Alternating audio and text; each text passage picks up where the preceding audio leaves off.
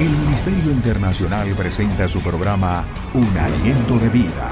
El Espíritu de Dios me ha hecho y el aliento del Todopoderoso me da vida. Job 33:4. Una palabra de poder y unción que llenará tu espíritu. Con ustedes, el pastor Jorge Enrique Gómez. Bienvenidos. Qué hermoso poder en esta hora llegar a cada uno de ustedes para exponer la palabra de Dios. Sin duda alguna, estamos en un momento coyuntural, he llamado yo, donde la palabra profética, que es una, algunos dirán, pero no, porque Daniel, Ezequiel, Isaías fueron profetas, sí. Pero cuando hablo de la palabra profética, me estoy refiriendo al ministerio de Jesús de Nazaret, o Jesucristo. Recordemos que de Génesis a Apocalipsis, la Biblia nos muestra a Jesucristo como en su ministerio profético.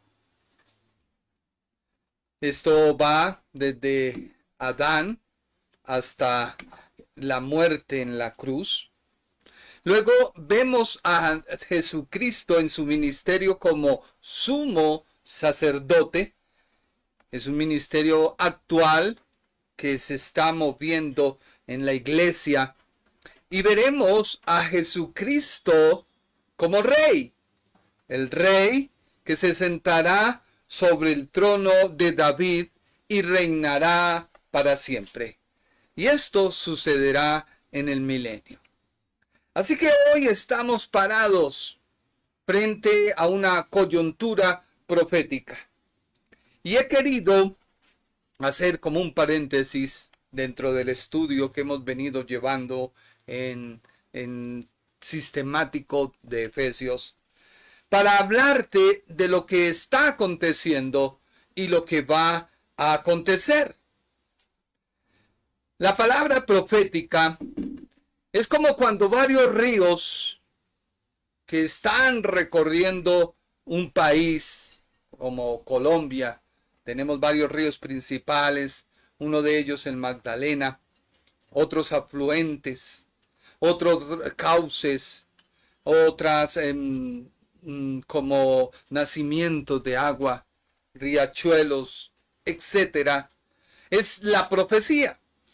Y ellos han venido corriendo a lo largo donde empieza su nacimiento para desembocar y terminar de vertir todas sus aguas en el mar. Así es la palabra profética. En este momento está corriendo hacia su culminación. De ahí que muchas personas ven en las redes sociales a varios profetas. Han nacido muchos. De hecho, hay uno que ha hablado de manera con fechas, con nombres. Se han levantado evangelistas que hoy se han vuelto youtubers, buscando que la gente les mire con propaganda de tremendo, terrible. Pero todo esto viene a nuestra mente y llega un momento en que nos abruma. Hoy fue un momento en el cual yo lo pude vivir. Mientras preparaba este estudio y yo hablaba, Señor, ¿qué tú quieres enseñarnos y enseñarle a tu pueblo, el que compraste con tu sangre preciosa? Iba a Eclesiastés y quiero que vayas conmigo a Eclesiastés, capítulo 3, versículo 14 y 15. Eclesiastés, capítulo 3, 14 y 15. He entendido que todo lo que Dios hace será perpetuo. Sobre aquello no se añadirá, ni de ello se disminuirá. Y lo hace Dios para que delante de él teman los hombres. aquello que fue, ya es. Y lo que ha de ser, fue ya. Y Dios restaura lo que pasó. A simple vista, una palabra para este tiempo es esta. Pero déjeme decirle que hay varias cosas que debemos mirar en esta palabra, aunque profética, porque es profética, fue pronunciada por un rey, el cual puede mostrarnos la dualidad que hay dentro de muchos creyentes. Cuando hablo de dualidad, es que una sola persona puede mostrar dos caras, como si fuera una moneda. Y la cara o la palabra que estamos estudiando de Eclesiastés fue dada bajo la sabiduría humana. Y tú dirás, pero ¿cómo así? Si está diciendo una verdad. Sí. Tu conciencia, tu conocimiento te lleva a entender, pero no comprender las verdades de Dios. Y este es el caso de Salomón. Así que entremos en este estudio, lo que está sucediendo, y hemos colocado como título, La sabiduría proclama. Recuerda que hay dos sabidurías, una humana y otra sabiduría, la cual se adquiere cuando tú conoces la verdad de Dios. Porque tu sabiduría se cambia, se transforma. Y hablaremos de el temor. Hay un temor que procede de Dios, que lo habla aquí Salomón. Pero también hay un temor que proviene de tu propio conocimiento, de tu propia vida. Así que entremos a estudiar hoy lo que va a suceder, lo que está sucediendo y la posición de la iglesia como cuerpo de Cristo. Oremos.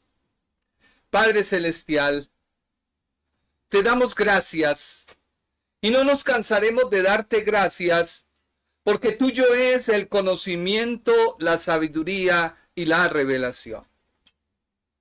Porque tú deseas que todos aquellos que compraste con tu sangre preciosa puedan disfrutar de tu temor, puedan disfrutar de tu gozo y tu paz que produce el temor que tú produces en nosotros.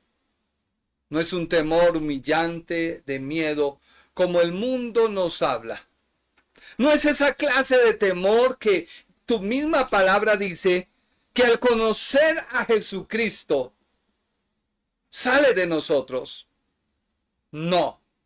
Tu temor conlleva a algo más que sentir nuestros propios temores por lo desconocido, por lo que ha de acontecer, por lo que ha de pasar, que no lo podemos a veces ni explicar ni comprender. Yo te pido, Señor, que hoy tú hables a cada persona y me hables a mí. Que podamos comprender y entender la verdad tuya acerca de la palabra. Que podamos entender que tú estás a las puertas y vienes a buscar una iglesia sin mancha y sin arruga. Y que podamos entender lo que Salomón expresó desde el punto de vista de la sabiduría humana, alejado de Dios. Porque eso es lo que manifiesta el libro de Eclesiastés. Mostró otra faceta en un hombre de Dios, que se aleja de él y que le lleva a un estado de hablar sabiduría para razonar, sabiduría para mirar desde lejos la verdad, sabiduría para poder entrar a discutir lo que tú has hecho a lo largo del tiempo. Toma mis labios, toma mi corazón, hazte real en el nombre de Jesús de Nazaret. Amén. En primer lugar, empecemos por la introducción que colocamos para las redes. Hoy, como le dije, estamos parados frente a una coyuntura profética. Yo lo asimilo como cuando varios ríos que han recorrido fronteras, han recorrido límites, como lo hacen los ríos que cruzan por toda una nación. Tú ves el río Magdalena presente en Cundinamarca, en el Tolima. Tú lo ves presente en el Cesar, en Córdoba, etcétera, etcétera. Hasta que en el Valle del Cauca, hasta que sus aguas terminan por vertirse en el mar. Así es la profecía bíblica. Y hay algo que me llama la atención, que no solo vemos, sino que también estamos viviendo como testigos presenciales al ser los protagonistas de este cumplimiento de lo anunciado por Dios a lo largo de casi ya 6,000 años. Alguien dirá, pero ¿cómo así? Dios diseñó un plan. Desde que el hombre fue creado, Dios tenía un plan de redención. Ese plan tiene un término, una durabilidad, y se puede mostrar por la Escritura. La durabilidad son 7,000 años. 7,000 años ha dispuesto Dios para su plan de redención. Y es ahí donde la Biblia de Génesis a Apocalipsis toma valor, al mostrar que el plan de Dios es la persona de Jesús de Nazaret. Estamos parados, esta generación, en el cumplimiento ya casi de 6,000 años. Y te lo voy a explicar. La idea no es polemizar, la idea es que tú conozcas la verdad bíblica para que te puedas situar, descansar tu conciencia, que tu moral reciba la revelación de Dios, para que ya no andes en el temor del mundo, sino estés en el temor de Dios. Sí, Dios tiene que producir en nosotros un temor, pero no es un temor que nos humilla, no es un temor que nos hace zozobrar, no. Es un temor que nos lleva a reverenciarlo. Es un temor que nos lleva a estar asombrados de lo que Él hace. Es un temor que nos lleva a honrar y a respetar.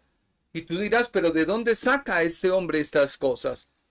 La palabra temor que describe nuestro rey Salomón dice en Eclesiastés, capítulo 3, versículo número 14. Dice él, he entendido que todo lo que Dios hace será perpetuo. Sobre aquello no se añadirá, ni de ello se disminuirá. Y lo hace Dios para que delante de él teman los hombres. Esta palabra temer o temor es la palabra hebrea. Alguien me decía, pero es que las palabras y el hebreo y tus cosas, sí.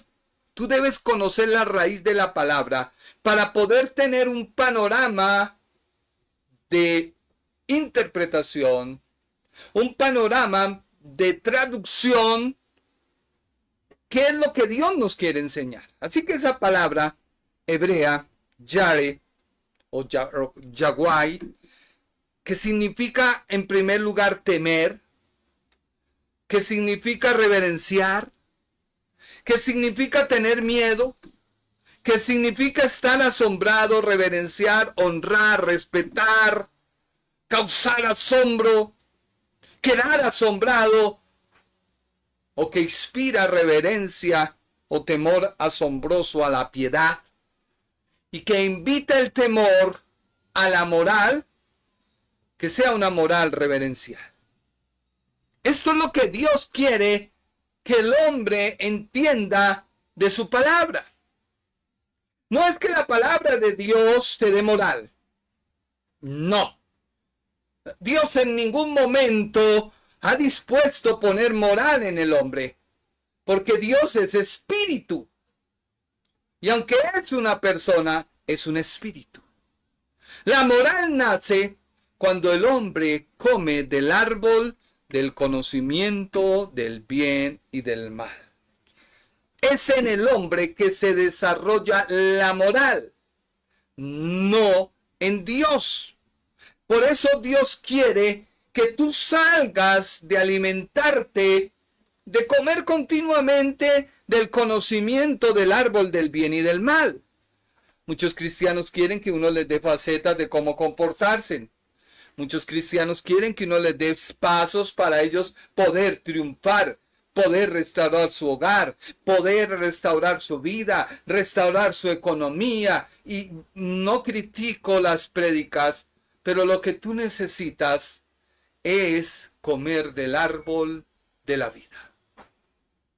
Hoy, ese árbol que fue custodiado, que fue limitado a Adán y a Eva por estar en su pecado, y que solo se les permite comer del árbol del conocimiento del bien y del mal.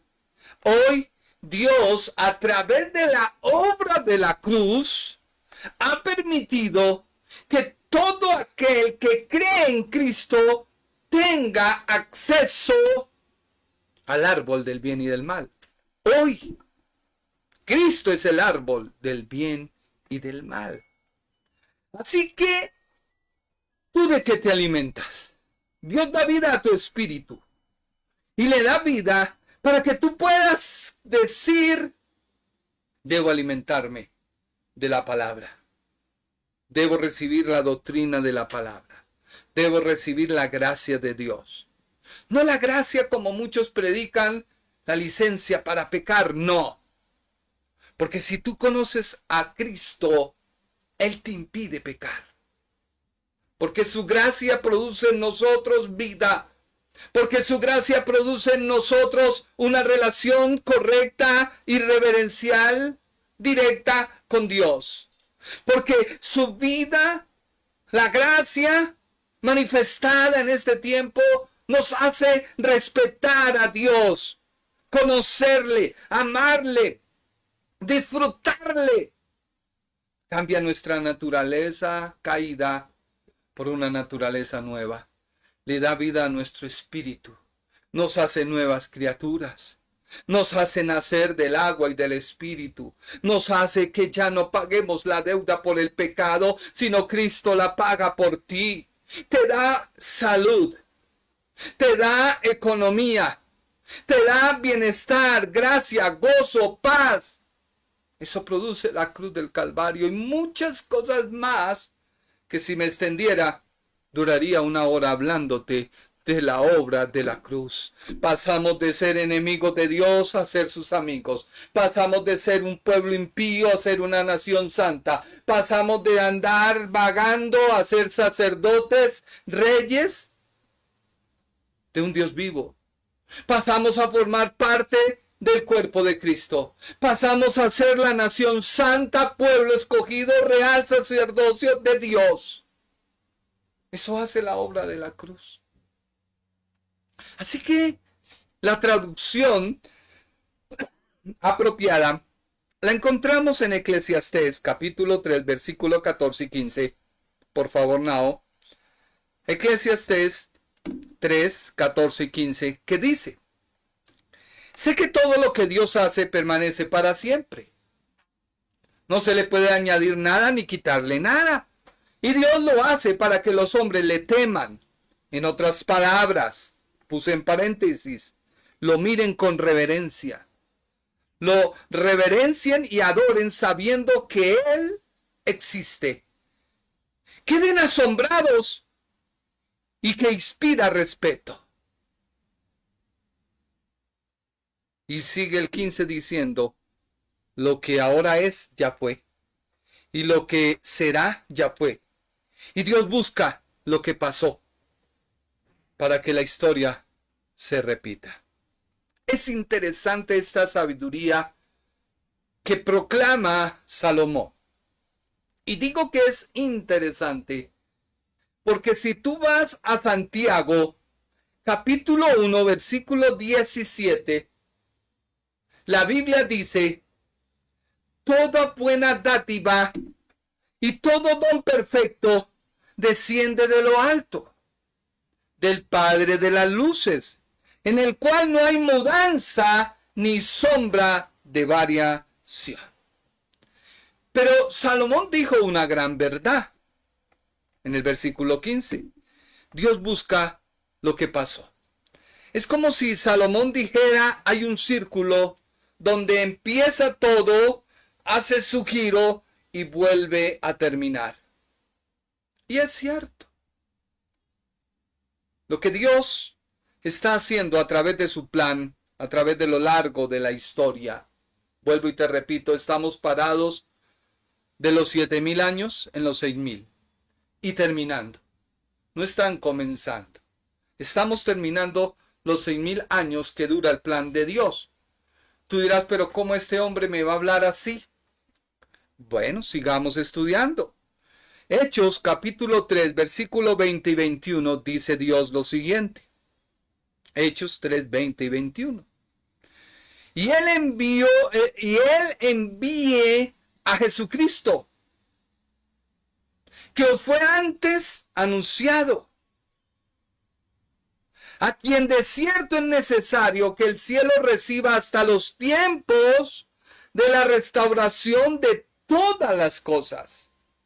Tenga presente, tiempos de la restauración de todas las cosas, de que habló Dios por boca de sus santos profetas, que ha sido desde tiempos antiguos.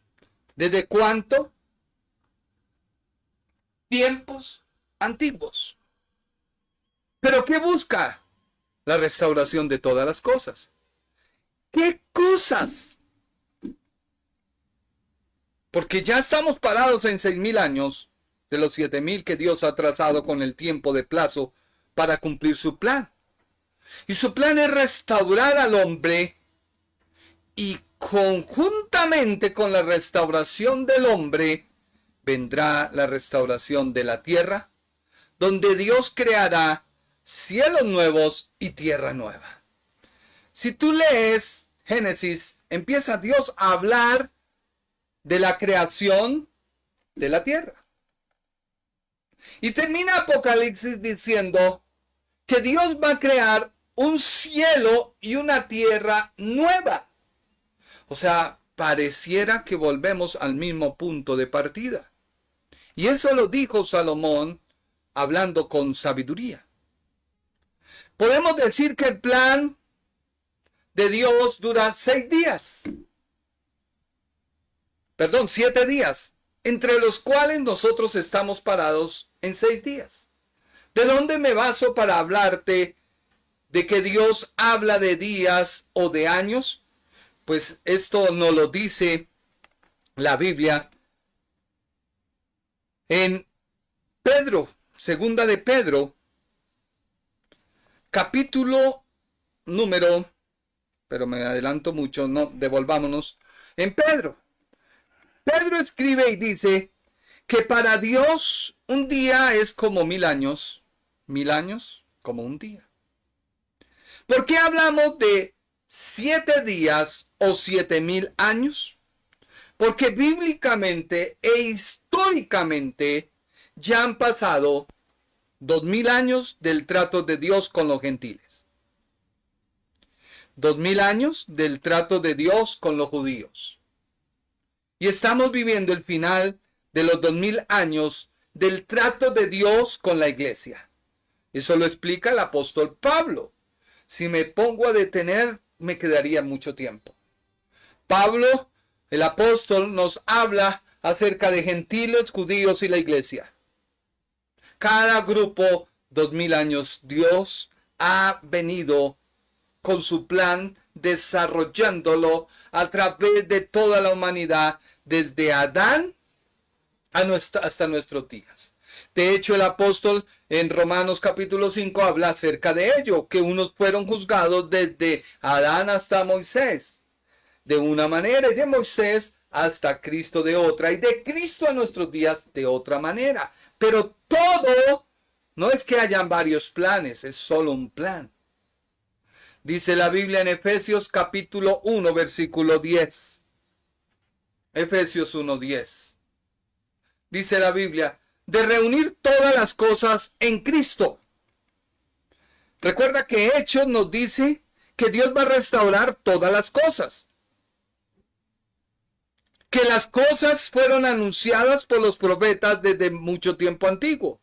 En Efesios Dios dice de reunir todas las cosas en Cristo.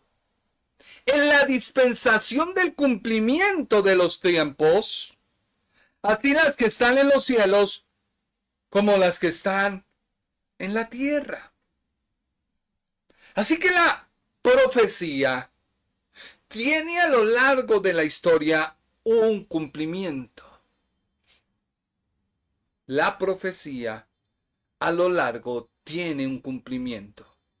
Y este cumplimiento anuncia desde Génesis 1 a Apocalipsis 21 el plan de redención de Dios, donde Él va a restituir todas las cosas. Por eso, Eclesiastés 3:14 toma fuerza. Si ya lo vemos desde el panorama del Nuevo Testamento y con el entendimiento de la verdad, Salomón, en medio de todas sus palabras sabias que dijo en Eclesiastés, termina concluyendo. Porque el capítulo 3 de Eclesiastés nos habla del tiempo. Este poema israelita se traza en 7 secciones. No tiene orden cronológico, pero hay 7 secciones. Paradójicamente, Dios ha trazado 7 dispensaciones. El orden de Dios, 7 dispensaciones. Mirémoslas rápidamente. La primera dispensación que nosotros vemos del trato de Dios, periodo de 2000 años, fue 1, inocencia, 2, conciencia, 3, gobierno humano y 4ª dispensación, la promesa. Aquí vemos 2000 años de un trato de Dios por 2000 años con los gentiles. Luego viene la 5ª dispensación, que encierra otros 2000 años, que es la ley. La ley es el trato exclusivo de Dios con la nación de Israel. Israel debía ser la luz para el mundo. Hoy te estoy diciendo como maestro, más que pastor, aunque no soy maestro. Luego vemos la 6ª dispensación, que dura también 2000 años, que es la dispensación de la gracia. Esta dispensación encierra 2000 años y están terminando. O sea que Cristo está que viene, puede suceder ahora, mañana, 1 año, 2, pero ya se está cerrando el tiempo de 2000 años. Por eso la gracia comienza después de Cristo. Antes de Cristo hubo un trato de 4000 años de Dios con gentiles y judíos. Ahora viene la gracia, tiempo paréntesis, que Dios hace 2000 años para hablarnos de que Cristo es el que ha consumido el trato de gentiles y judíos en su cuerpo, donde nace la iglesia con un propósito especial. ¿Quieres saber cuál es tu propósito Lee Hechos. El libro de Hechos te muestra lo que la iglesia debe hacer. Si tú miras en Hechos, la iglesia nunca se preocupó por obtener cosas materiales o por afanarse y predicar su propia misión o afanarse y preocupar por predicar su propia normas, patrones. No, se predicó a Jesucristo bajo el poder y la unción del Espíritu Santo. Luego viene la séptima es la dispensación del milenio o el reino milenial. Esta dispensación encierra 1000 años. Así que podemos ir resumiendo el ministerio de Cristo, 4000 años como profeta. Toda la profecía se consume en Malaquías. Se encierra de Génesis a Malaquías. Cristo como profeta, aún lo podemos vislumbrar en los evangelios, que todos lo relacionaban a él como profeta, terminando ya su ministerio. De hecho, el mismo Señor dijo que el último profeta era Juan. O sea, Juan encierra toda la profecía que anuncia acerca del Mesías. No estoy hablando del ministerio del profeta, estoy hablando del ministerio profético que anunció al Mesías. Porque si no, alguien dirá, él está diciendo que ya no hay profetas. No, estoy hablando de la profecía referente a Jesucristo, que se encierra, ya termina en Juan el Bautista. Alguien dirá, pero entonces Apocalipsis. Sí, Apocalipsis es la visión o la revelación profética del cumplimiento de toda la profecía en la consumación de Cristo para tratar con los rebeldes, para tratar con aquellos que nunca quisieron recibir su justicia. Así que 4000 años, Cristo como profeta, 2000 años como sumo sacerdote y como rey 1000 años. Pero sigamos, devolvámonos nuevamente en nuestro estudio.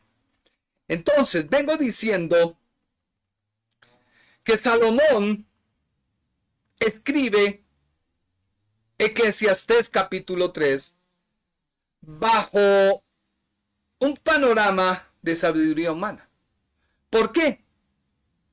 Porque sin duda alguna, Salomón en Eclesiastés nos muestra lo que es estar el hombre alejado de Dios.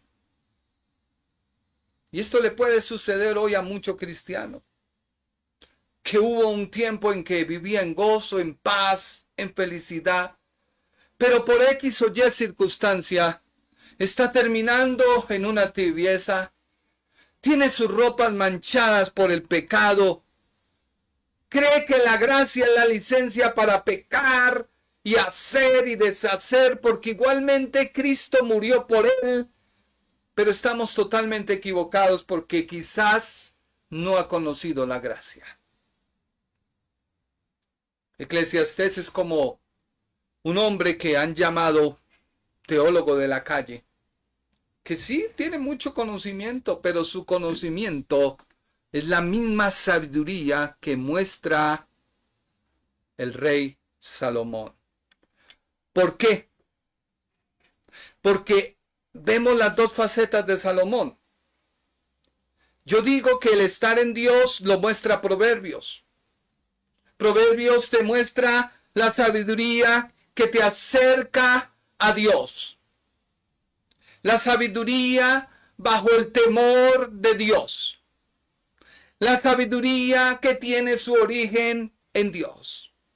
En cambio, Eclesiastés nos muestra y nos habla de la sabiduría humana, de aquella sabiduría natural que se recibió de la sabiduría de Dios, pero que apartada de Dios procura encontrar la verdad y la felicidad, pero sin tener su origen en Dios. lo cual da una proyección de lo que considera el hombre es la verdad de Dios, porque ve todo desde el panorama del conocimiento del bien y del mal. Y es ahí donde uno encuentra cristianos viviendo en pecado, justificando su pecado. Es donde uno ve gente que conoce de Dios, pero son tan buenos que no necesitan recibir a Dios como su Salvador. No se creen preparados. No se creen listos porque quizás ellos quieren que los metan como en una licuadora y hagan y deshagan y ya, listo, ya, tiempo de recibir al Señor. Si tú quieres la licuadora, no te recomiendo, porque por lo general la licuadora destroza. Saca el jugo, sí, pero debe destrozar completamente la fruta o el alimento que metas. ¿Tú quieres eso de Dios?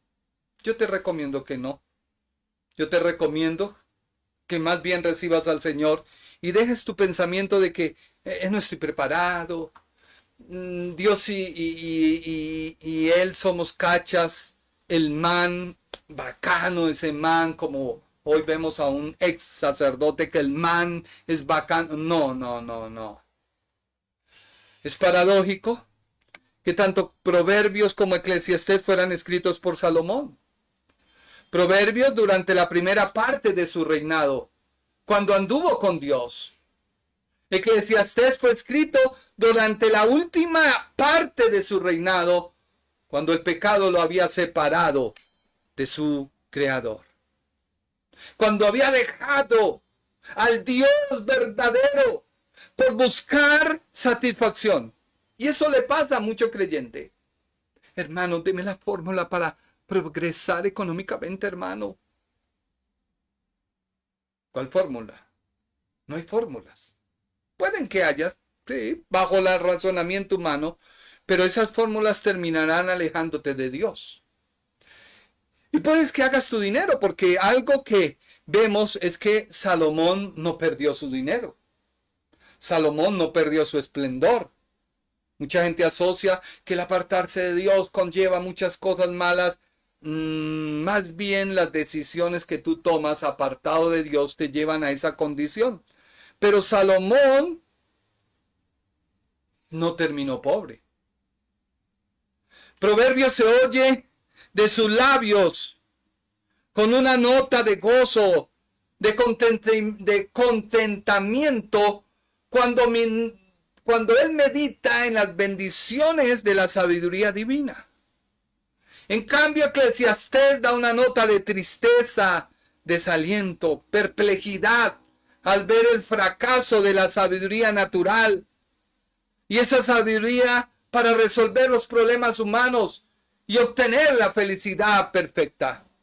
Y es ahí donde muchos cristianos se equivocan, porque empiezan a buscar, hermanito, tengo un problema en mi hogar, deme la fórmula para arreglarlo. Es que la culpa es de ella. O ella dice, no, la culpa es de él. Y se pasan ahí toda la vida buscando culpables, o como el que está en pecado y se la pasa buscando un culpable. Debe ser un problema generacional.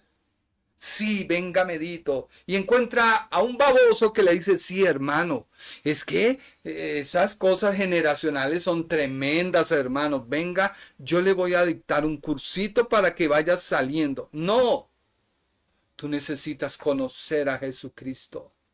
Tú necesitas conocer a aquel que te dice, renueva tu mente. Vienes a mí, nueva criatura es. Todo lo pasado queda destruido. ¿Hay alguna secuela de enfermedad hereditaria en la familia? Un momento. Padre, tu palabra dice, Señor, que soy nueva criatura en ti. En mi vida no opera ninguna cosa de la familia que haya venido de enfermedades, de problemas. No, porque en ti soy nueva criatura. Y empiezas una batalla en tu mente para declarar la palabra. En cambio de buscar una justificación y encontrar al culpable. Ese es un problema hereditario, mi hermano. Entonces se fajan unas sermones y unas cosas que fijan a la persona en ese problema y le quitan la mirada de Dios. No, tu mirada debe estar en Él, puesto los ojos en Jesús, el autor y el consumador de la ley. Eclesiastés ve cómo después habla un hombre sabio en su alejamiento de Dios. Mira lo que dice la Biblia en Segunda de Reyes, capítulo 11, versículo 1 al 10. Y leámoslo rápido. Apostasía y dificultad de Salomón. Pero el rey Salomón amó, además de la hija del faraón, a muchas mujeres extranjeras, a las de Moab, a las de Amón, a las de Edom, a las de Sidón y a las Eteas, gente de las cuales Jehová había dicho a los hijos de Israel: no lleguéis a ellas, ni ellas se llegarán a vosotros, porque ciertamente harán inclinar vuestros corazones tras sus dioses. A estas pues se juntó Salomón con amor, y tuvo 700 mujeres reinas y 300 concubinas, y sus mujeres desviaron su corazón. Y cuando Salomón era ya viejo, sus mujeres inclinaron su corazón tras dioses ajenos, y su corazón no era perfecto con Jehová su Dios, como el corazón de su padre David. Y esto te pasa cuando empiezas a escuchar bobadas, herejías, cosas que te desvían de Cristo. Tu carrera es Cristo, tu principio es Cristo, tu final es Cristo. Cristo es en todo. El apóstol Pablo lo dice: ya no vivo yo, mas Cristo vive en mí. Crucificado estoy pues con Cristo. Si tú conocieras a la persona de Jesús de Nazaret, o conocieras a Jesucristo, tu vida sería otra. Dice el versículo 5 de Segunda de Reyes: Salomón siguió a Astoret, diosa de los sirios, a Milcón, ídolo abominable de los amonitas. E hizo Salomón lo malo ante los ojos de Jehová, y no siguió cumplidamente a Jehová como David su padre. Entonces edificó Salomón un lugar alto a Kenos, ídolo abominable de Moab, en el monte que estaba enfrente de Jerusalén, y a Moló, ídolo abominable de los hijos de Amón. Así hizo para todas sus mujeres extranjeras, las cuales quemaban incienso y ofrecían sacrificio a sus dioses. Y se enojó Jehová contra Salomón, por cuanto su corazón se había apartado de Jehová, Dios de Israel, que se le había aparecido 2 veces.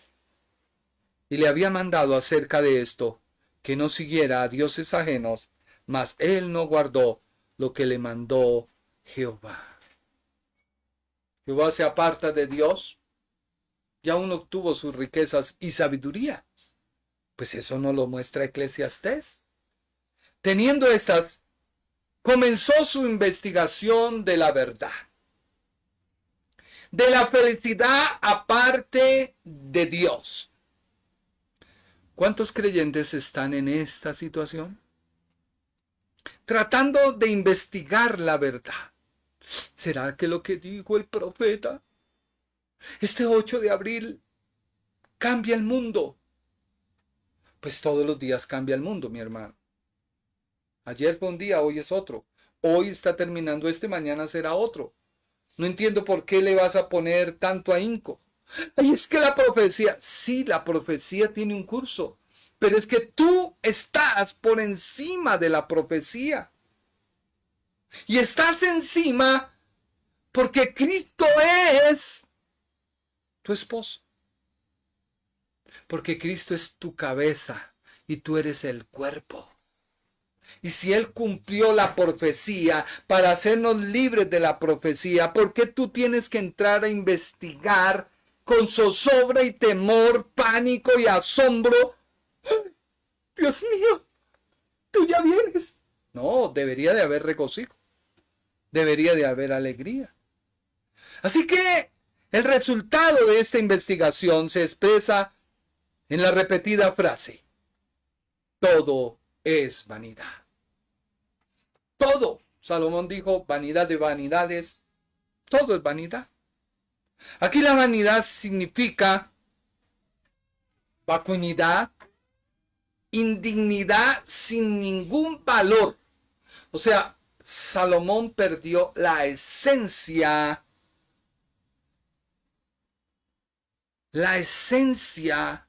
y escúchame bien, de lo que es andar bajo la sombra del Omnipotente.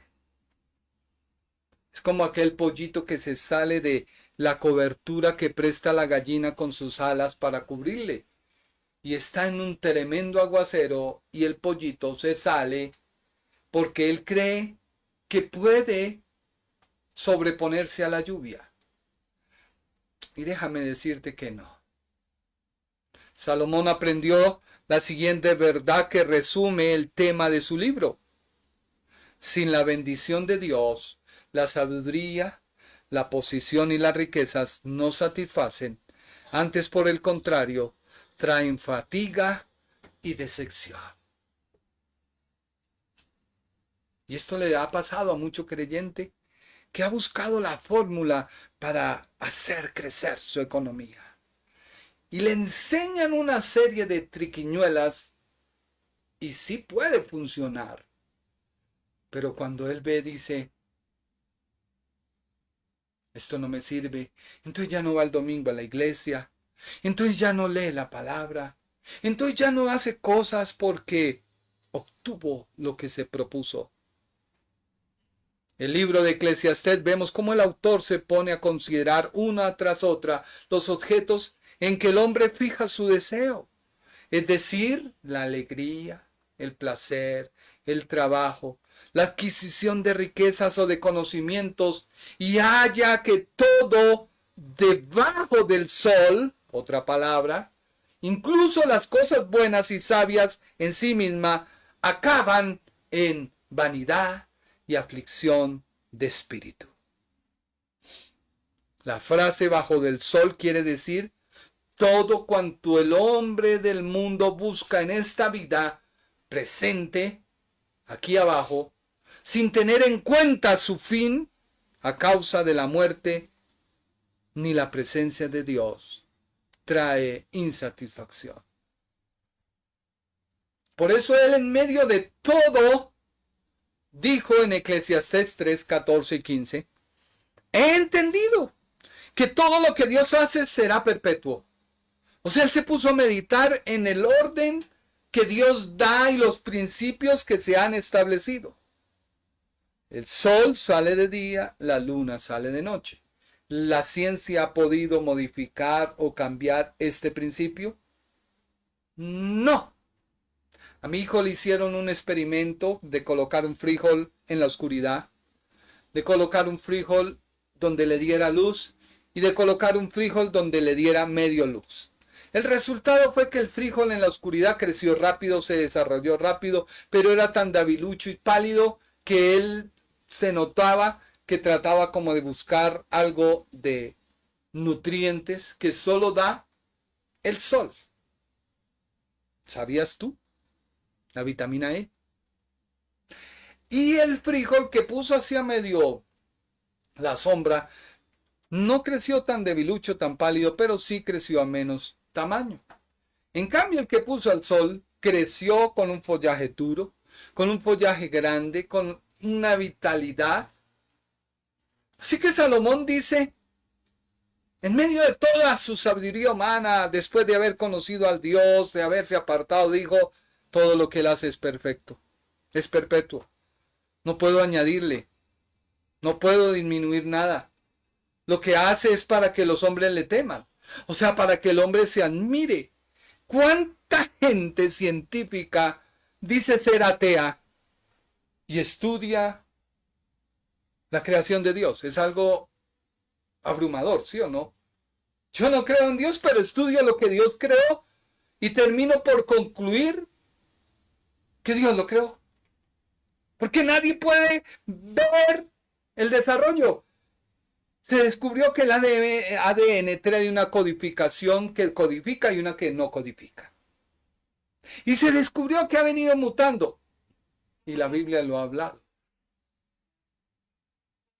Así que el versículo 15, lo que es ahora, dice Salomón, reconoce que en medio de esa sabiduría humana Dios gobierna el mundo. como lo ha gobernado desde el principio. Y llega a la conclusión que hay principios que rigen la naturaleza, que hace que las revoluciones y operaciones de la naturaleza sean las mismas desde un principio, sin que el hombre la pueda modificar. A pesar de todo, el hombre que ha querido cambiar el uso de la mujer por la del hombre, el hombre por la mujer, y varios supuestamente personas que se hicieron hombres, quedan embarazados, pero son mujeres. Qué paradoja, ¿no?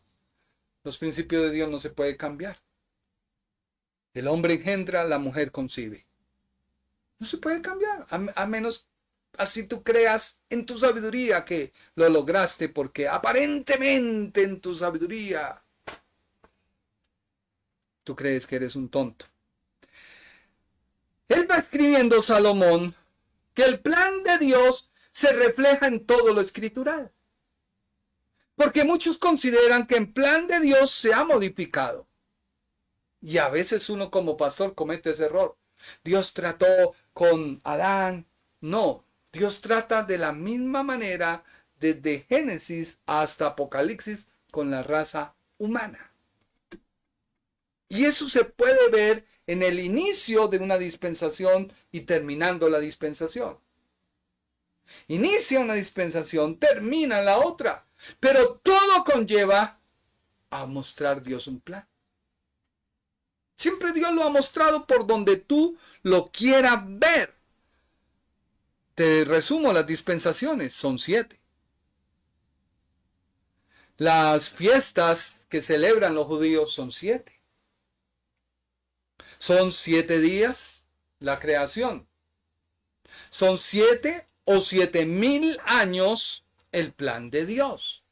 Así que todo tiene una concordancia. Y Salomón dice, y Dios requiere lo que pasó.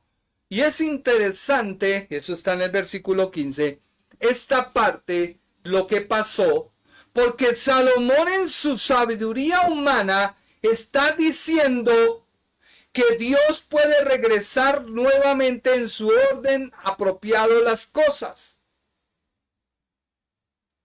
Porque él ve que los mismos cielos, al observar su grandeza, muestran los mismos fenómenos. Incluso se supone que los cometas tienen sus revoluciones.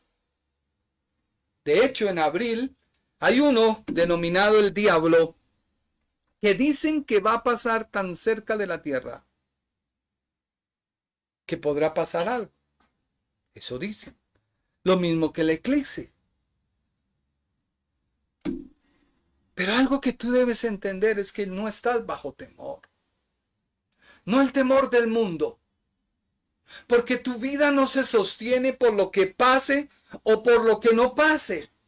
Tu vida se sostiene porque Dios la sostiene. Y Dios la sostiene hoy a través de Cristo. Cristo nos guarda, nos protege, porque Él ha prometido que es la cabeza y nosotros el cuerpo.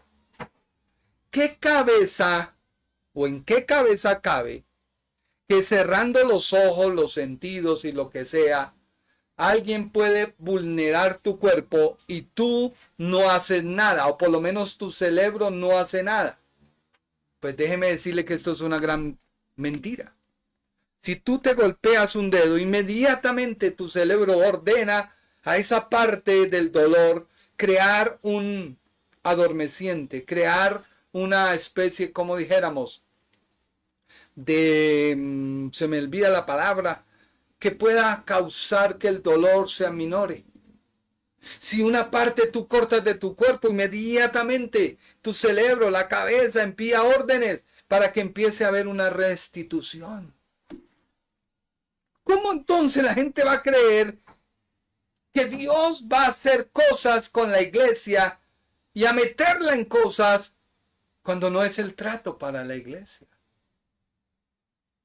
Porque es parte de su plan de redención. Dios no requiere lo que ya pasó. Estamos en un periodo de la gracia. Dios hoy llena tu vida y tu alma a través de la verdad que es Cristo y le da gozo y le da paz. En el mundo tendréis aflicciones. Confiad, yo he vencido al mundo. ¿Quién nos podrá separar del amor que es en Cristo Jesús? Nada. Dios ha prometido guardarnos. Puedes producir todas las inspiraciones secretas de su espíritu. Puedes producir todas las inspiraciones de su amor, su misericordia, su perdón, su gracia santificante, la mentalidad celestial producida en ti, ese santo celo por las cosas de Él, un espíritu de oración, producir una conciencia de que nada pasará, el testimonio del Espíritu. No, solo Cristo lo puede producir en tu vida. Por eso la pregunta es, ¿dónde estás?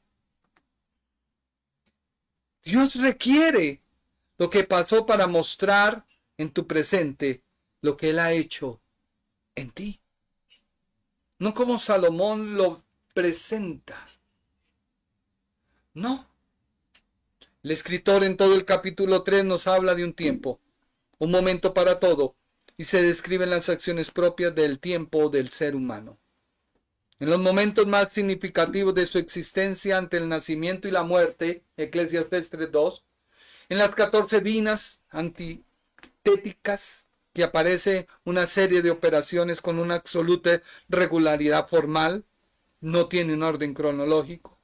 Combina una expresión polar que casi siempre tiene la relación con la siguiente: tiempo de nacer, tiempo de morir, etcétera, etcétera. Por eso él dice, bajo su oscura sabiduría, Eclesiastés 3:15, aquello que fue, ya es. Y lo que ha de ser, fue ya. Y Dios restaura lo que pasó. Y Dios busca lo que se persiguió. Algunas traducciones lo hacen. O Dios busca lo que se persiguió. Debemos entender que Dios es perpetuo. Sus planes son eternos. No hay plan B en Dios. Solo hay plan A. Y debemos entender que su plan fue diseñado desde su eterno presente. En la lengua hebrea no hay pasado ni presente futuro. En la Biblia hay un continuo presente. En el hebreo, Dios habita en un eterno presente. Segunda de Pedro 3:8. Mas, oh amados, no ignoréis esto, que para el Señor un día es como 1000 años, 1000 años como un día. Pero sí le dice el apóstol la actitud que debe haber en el creyente. Segunda de Pedro, capítulo 3, versículo 9 al 14. El Señor no retarda su promesa, según algunos la tienen por tardanza, sino que es paciente para con nosotros, no queriendo que ninguno perezca, sino que todos procedan al arrepentimiento. Pero el día del Señor vendrá como ladrón en la noche, en el cual los cielos pasarán con gran estruendo, y los elementos ardiendo serán deshechos, y la tierra y las obras que en ella hay serán quemadas. Versículo 11. Puesto que todas estas cosas han de ser deshechas, ¿cómo no debéis vosotros andar en santa y piadosa manera de vivir? Y esto nos lleva a Efesios, a los santos y fieles. Versículo 12. Esperando y apresurándoos para la venida del día de Dios, en el cual los cielos estremeciéndose serán deshechos, y los elementos siendo quemados se fundirán. Vuelve y repite el apóstol. Pero nosotros esperamos, según sus promesas, cielos nuevos y tierra nueva, en los cuales mora la justicia. Por lo cual, Oh amados, estando en espera de estas cosas, procurad con diligencia ser hallados por Él sin mancha e irreprensibles en paz. Esta palabra paz es una palabra que nace del hebreo, que es shalom. Paz es estar parado. Paz es estar en una situación. No es la paz que da risa. No, va más allá.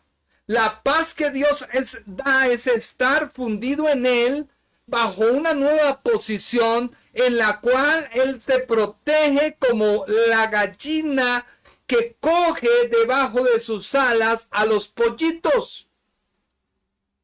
Todo el que esté bajo esas alas no va a sufrir. Si tú ves la acción de una gallina en el campo, puede llover y ella se moja. Puede pasar lo que sucede y ella los guarda. Ella los resguarda. Llega la noche y ella los protege. Da un calor materno como de alimentación de la gallina hacia ellos. Esa es la paz que Dios te quiere dar. Y solo esa paz puede venir de Cristo. Entiende tu vida cristiana. Dios no te trajo para que vivas de zozobra. Ay, aquellos dijeron, aquellos no dijeron. No, tú debes estar tranquilo. Porque igualmente nuestro paso por esta tierra es peregrino. Tu morada no es este mundo. Tu morada es el cielo. Ya estás seguro. Pero viene la inseguridad en todos aquellos que saben, como Salomón, hay un rabo de paja. Cuando hay rabo de paja, no te acerques a la candela, porque sin duda esa paja prende más rápido. Salomón afirma la inmutabilidad de la voluntad divina que actúa en los asuntos humanos. Mira lo que dice el Salmo 33:11. El consejo de Jehová permanecerá para siempre, los pensamientos de su corazón por todas las generaciones. Mira lo que dice la Biblia en Isaías 46:9-13. Acordaos de las cosas pasadas desde los tiempos antiguos, porque yo soy Dios y no hay otro Dios, y nada hay semejante a mí, que anuncio lo por venir desde el principio, y desde la antigüedad lo que aún no era hecho, que digo, mi consejo permanecerá y haré todo lo que quiero, que llamo desde el oriente al ave, y desde la tierra lejana al varón de mi consejo. Yo hablé y lo haré venir, lo he pensado y también lo haré. Oídme duros de corazón que estáis lejos de la justicia. Haré que se acerque mi justicia, no se alejará, y mi salvación no se detendrá, y pondré salvación en Sión y mi gloria en Israel.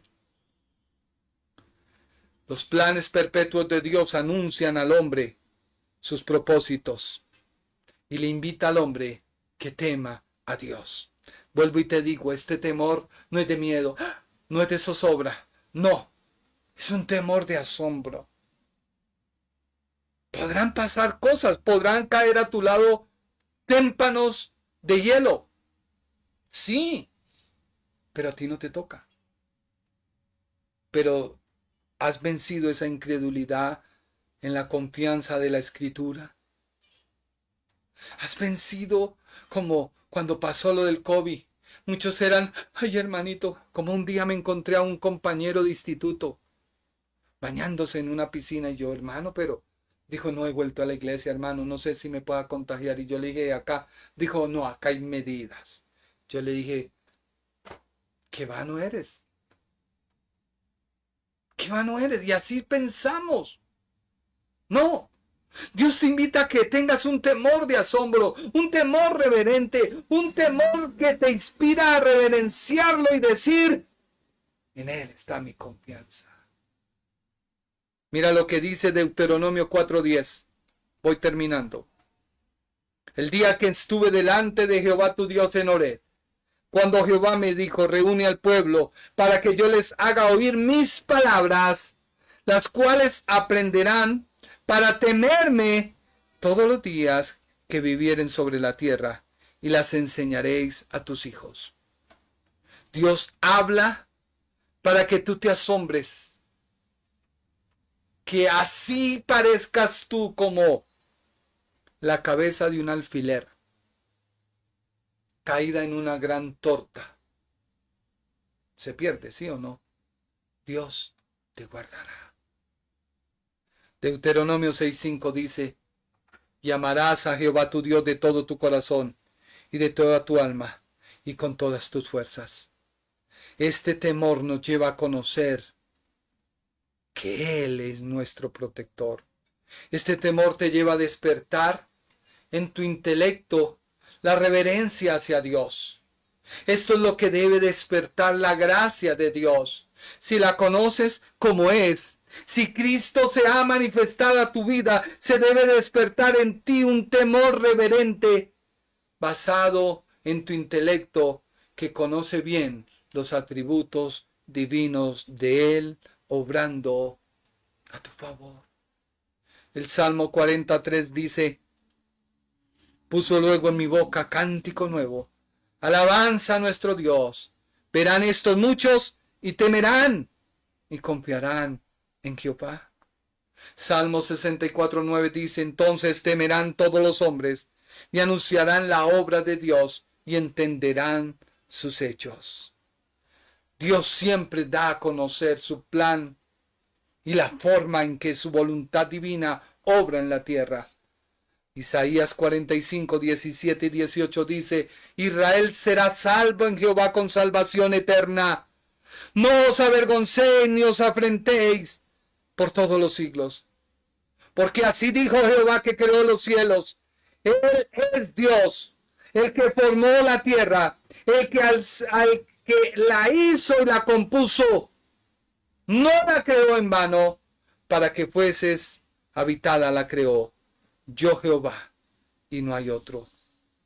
Y termina Malaquías diciendo, Malaquías 3:6, porque yo Jehová no cambio, por esto, hijos de Jacob, no habéis sido consumidos. Y termino concluyendo todo en Apocalipsis 15:3 y 4 que dice, y cantan el cántico de Moisés, siervo de Dios, y el cántico del Cordero diciendo, grandes y maravillosas son tus obras, Señor Dios Todopoderoso, justos y verdaderos son tus caminos, Rey de los santos. ¿Quién no te temerá, oh Señor, y glorificará tu nombre? Pues solo tú eres santo, por lo cual todas las naciones vendrán y te adorarán, porque tus juicios se han manifestado. Dios siempre ha mostrado su plan.